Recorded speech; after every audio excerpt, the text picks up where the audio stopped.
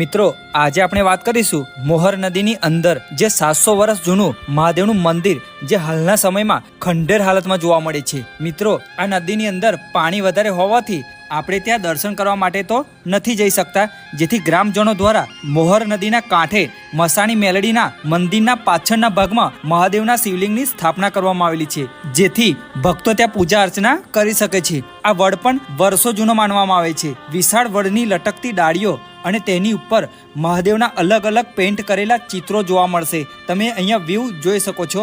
અહીંયા તમે શાંતિથી બેસી શકો છો અને અહીંયા પાણીની પણ સુવિધા કરવામાં આવેલી છે, ત્યાં પણ તમે પાણી પી શકો છો।